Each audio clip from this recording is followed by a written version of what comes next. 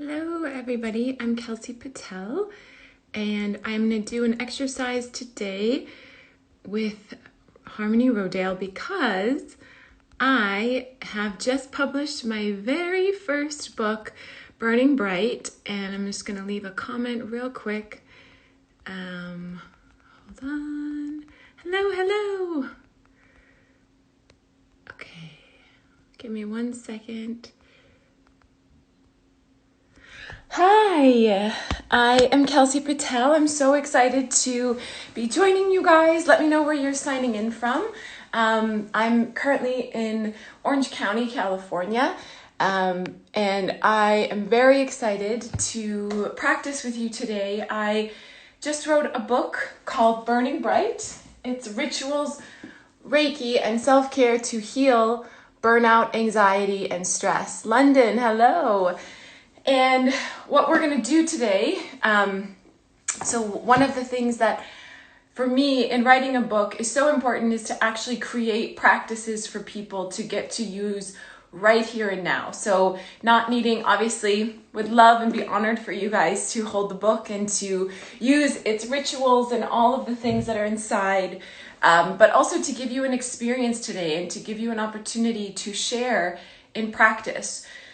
So what is really anxiety, right? The term is used so often for so many people.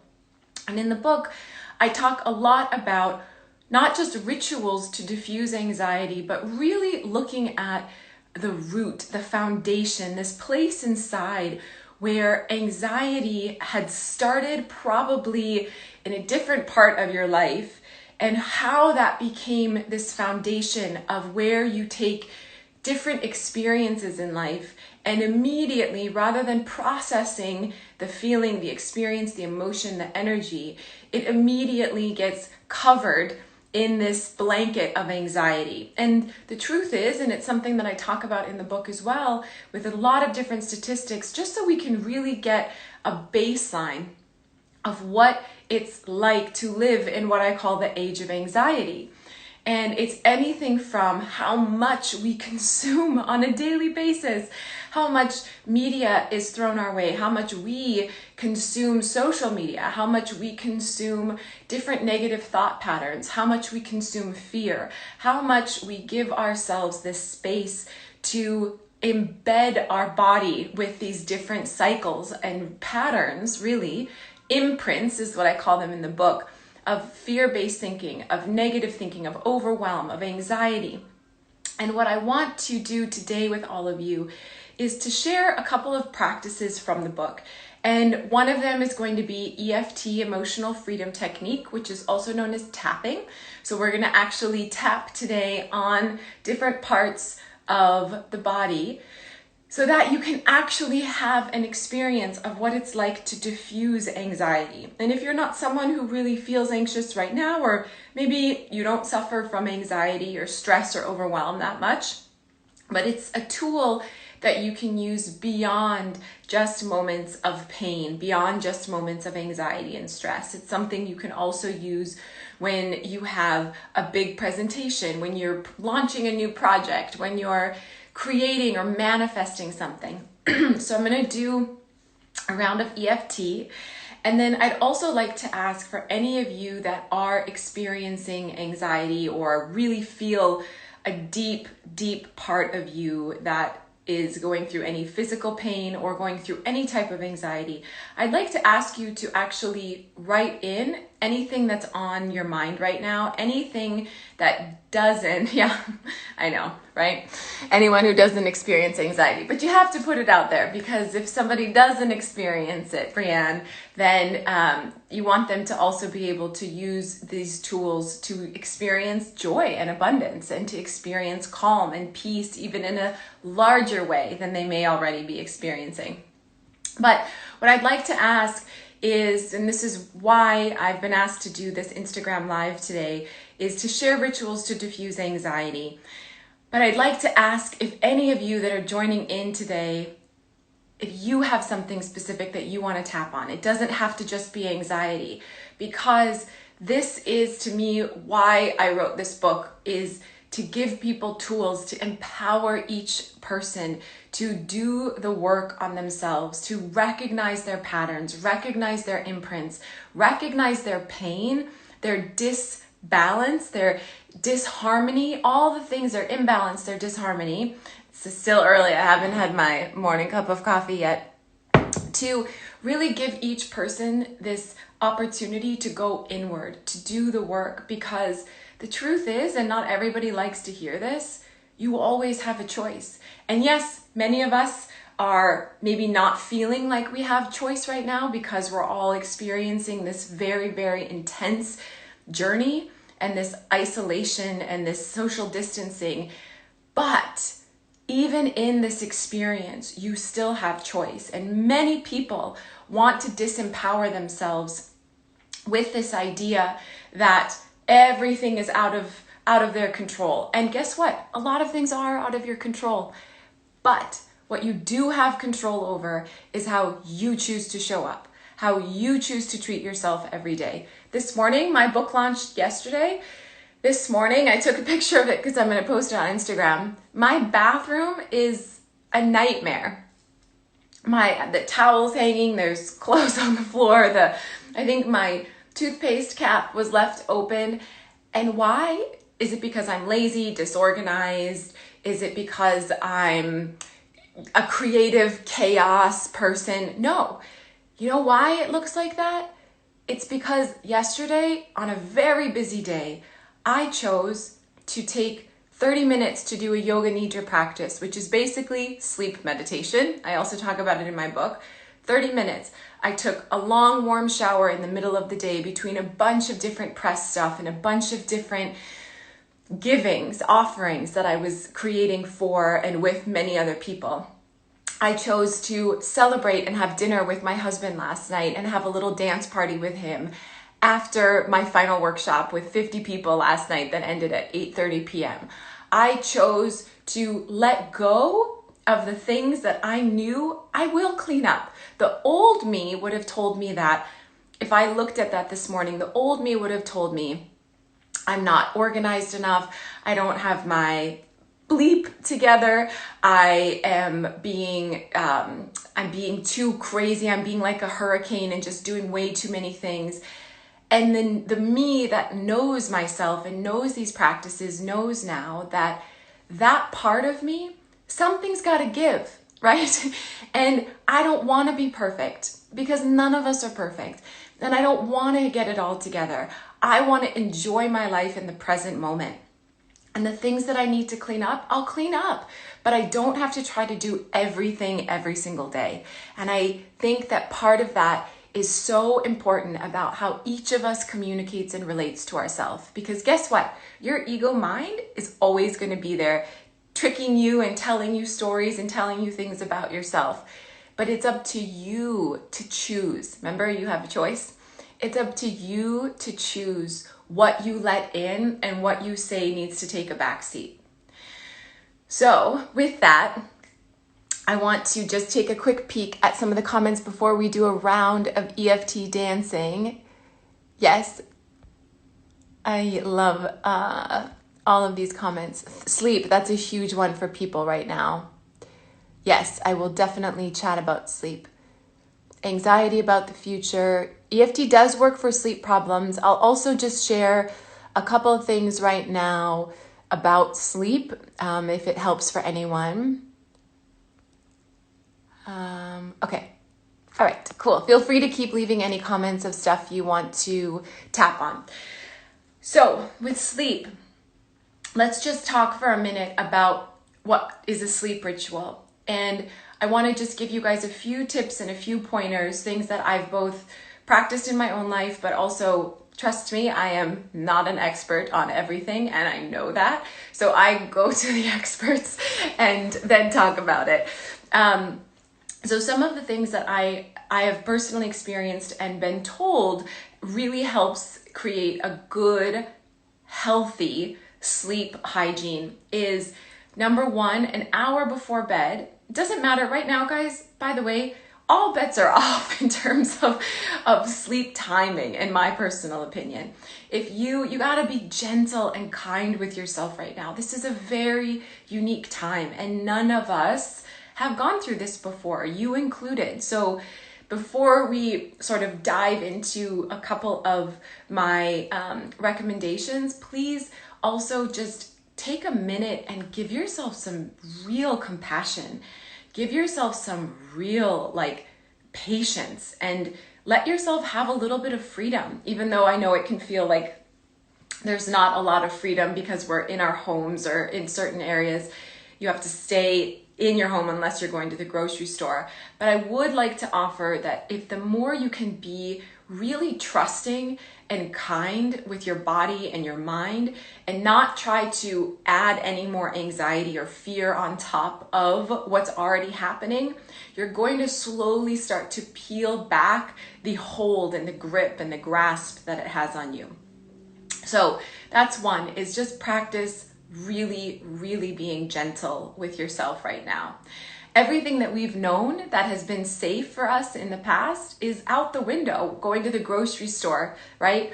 Going to work. All these things that we have just assumed we're safe in have all shifted. So we too have to shift. And that means interrupting the mind's anxiety cycles, interrupting the patterns and the things that are making you feel maybe out of control. So with sleep, 1 hour before bed, start to turn all the lights low in your house if they're not already. Creating the energy for your eyes to be able to start dimming down will get you starting to connect even better with your circadian rhythm. I would obviously suggest, I do this all the time, put your phone on airplane mode, put all the lighting on your phone all the way down, set your alarm. If you have a sound machine, do all the things on the phone an hour before bed, so you do not have to look at it again before bed, okay? I also recommend making sure that I love magnesium before bed, but I read that one of you has been having magnesium and it's not helped. I also really recommend journaling or reading something that fills you up with positive thoughts or new thinking, new awareness. And the reason is, so often the mind just stays in a loop and a pattern. So when you're going to bed, you're still in that loop and pattern. You want to interrupt it. And how you do that is by diffusing the energy. So if you can write out the fear that you have about sleeping or any of these strange wild dreams, that's very normal. Give yourself permission to write any of those things out. And this is where it might sound a little bit woo-woo to some of you, but in the book I talk a lot about these different things. I would also recommend putting a shield of light from the inside all the way out around you, almost like a do not disturb sign, so that when you're going to bed, you are closing off all of the energy frequencies so that you are not getting disturbed or disrupted while you're sleeping. So again, maybe if that speaks to you, just try it. If you've never done any of that, don't worry, there's no right or wrong way to do it. Just see, it could be a color, it could be almost like a computer, a fax scanner, right? Just scanning the body and filling you up with this energy of light, so that you can even see yourself putting like a do not disturb sign on top of the light. And you're basically saying, I'm closed off. I'm not open to astral travel or any of these other things. I'm not interested in it. I want deep restorative sleep tonight. And then you let it go. After that, you really have to give yourself space and permission to say, I have done everything that I can to try to give myself space and calm into this night's rest. And now all I know is that I trust my body. I trust myself. I trust that I will get the rest I need for the day I have tomorrow. So I hope that's helpful. And I know many of you, if you're having weird dreams, I actually really, really understand that. But I'm telling you right now, if you do that protection of light from the inside out and you click that little do not disturb on yourself energetically, you will be probably able to have a deep night's rest. Again, low lights, do some journaling before bed so you can get all the thoughts of the mind cleared out of the mind. And guess what? When we go to bed, it is all of a sudden different parts of our brain finally start to shut off. So other parts of the brain are like, ooh, it's my turn. So it's okay. It's very normal to have the mind race a little bit before bed. You can place your hands on your heart, take some nice deep breaths, and just slowly see the thoughts of the mind and then just allow them to pass. Oh, I see you. And I'm still going to exhale and focus on sleep. Okay, now let's do a little bit of tapping for those of you, if there's anything else that is up for you guys on, I'm just taking a minute, back pain. That's actually how I got started with all of this, was from excruciating back pain and anxiety. Okay, here's how you tap. Take the forefingers of your dominant hand and start to tap on the outside of your non-dominant hand. As you're tapping, I'm going to take my bracelet off. As you're tapping, you want to do it in a way that it's not so hard that it would hurt you, but hard enough where you can really feel it. So we're going to tap here for a little while, and then you're going to take your pointer and middle finger of the dominant hand and tap right between the eyebrows. Tap at the side of the eye. Tap underneath the eye. I'm sorry, this is the side of the right eye, or if you're using the left hand, it will be the side of the left eye. Underneath the eye. Underneath the nose, on the chin, on the opposite collarbone. So for me, I'm right-handed. This is the left collarbone. And make sure you're trying this with me if you want to do the practice today. On the left rib cage and the top of the head. That's it. So it's not too much. We'll go through it one more time. Tapping at the outside of the opposite hand.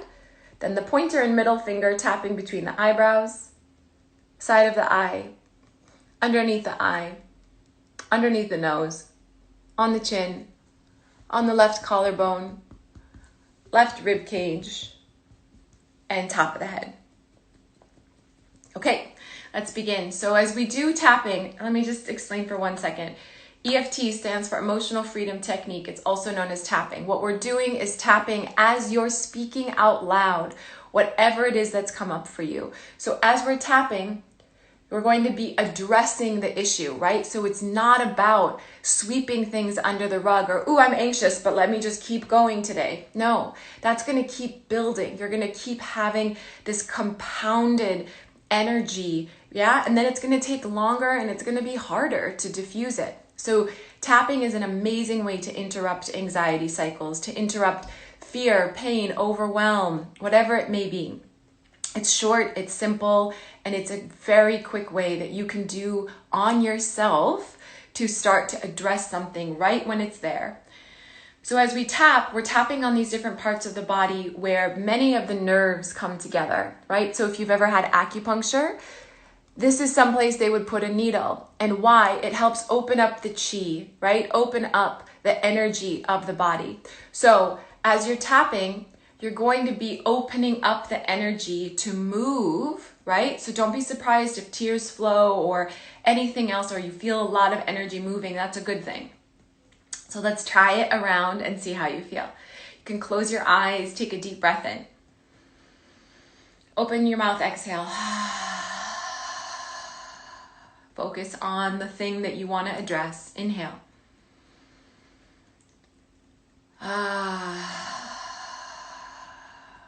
One more time.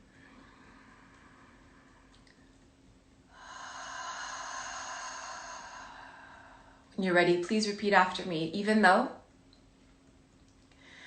I feel overwhelmed, I deeply and profoundly choose to love and trust myself anyways. Even though I feel overwhelmed with this pain, this anxiety, this sleep cycle, I deeply and profoundly choose to love and trust myself anyways. Even though these things make me feel overwhelmed, I deeply and profoundly choose to love and trust myself anyways. Beginning of the eyebrow. I get scared of what I can't control. Side of the eye, I've been feeling very overwhelmed. Underneath the eye, when is this all going to end? Underneath the nose, when is this all going to end? On the chin, sometimes it just feels like too much. On the left collarbone, it feels like too much. Underneath the left arm, it feels like too much, and it's becoming harder. Top of the head, this is becoming harder. Beginning of the eyebrow, until I choose to make it easy. Side of the eye, until I choose to take back my control. Underneath the eye, until I choose to show up for myself. Underneath the nose, until I choose to make new choices. On the chin, until I choose to show up for me. On the left collarbone, I know what I need and I know what to do. Underneath the left arm, I've just been ignoring myself and my needs. Top of the head, so I'm here to show up now. Beginning of the eyebrow, I'm here to listen and to pay attention to my needs. Side of the eye, I'm here to nourish and nurture myself. Underneath the eye, I am only responsible for me. Underneath the nose, I am responsible for me and my well-being. On the chin, I make choices that are in alignment for me. On the left collarbone, I choose to make choices that are aligned for me. Last one, underneath the left arm, I choose to make choices that are aligned with me. Release your hands, take a deep breath in. Big breath out. Just take a moment here to feel, keeping your eyes closed. Keep the breath moving.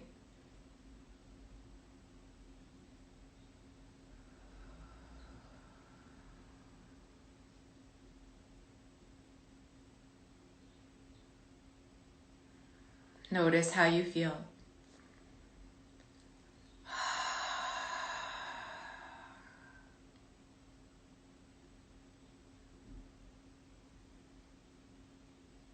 Take a deep breath in and a deep breath out. Maybe even place your hands on your heart just for a moment. And just ask yourself, what is a self-loving choice I will make for myself just for today? Just for today, what is one self-loving choice I will make and I will give to myself?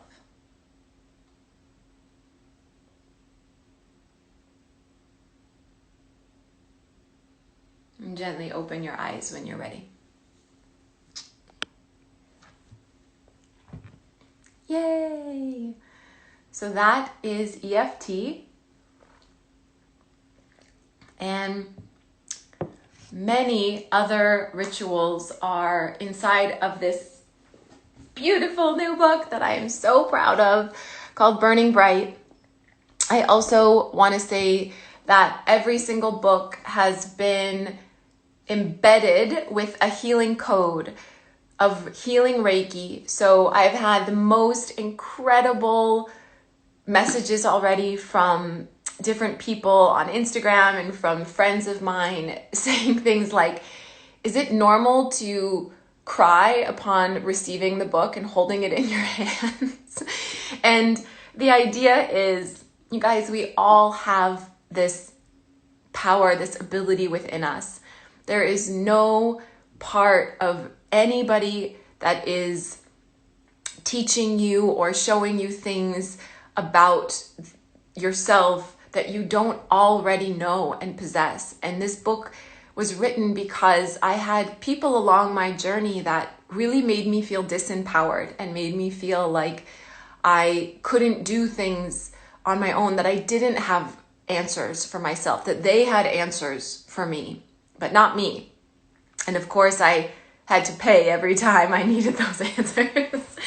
But I share that because this book has so many different tools and techniques and concepts and insights, because I want you to know that you already are your greatest healer. You already are your greatest teacher, and everything that you seek to feel and live and create in your life is already inside of you. So I only hope that this book helps you feel even more of what you know on a soul level. So lots and lots of love. I hope you guys will pick up a copy of Burning Bright, feel its Reiki healing and its embedded healing code just for you. And thank you so much for letting me share this practice this morning. And I'm so happy to see all your comments. EFT is really powerful, and you can do it with yourself any time of day, anytime you need it. You can do it with yourself. And it is an incredibly healing tool and an empowering one to watch yourself change a feeling, interrupt a pattern, an anxiety cycle like that. That's powerful when you realize that you have the power and ability to do that. You're so welcome, everyone. Thank you. Hi, Rebecca. Hi, Odette. Thank you so much for tuning in, and I hope that I get to see a picture of you with your own copy of Burning Bright. Okay, lots of love. Bye, everybody.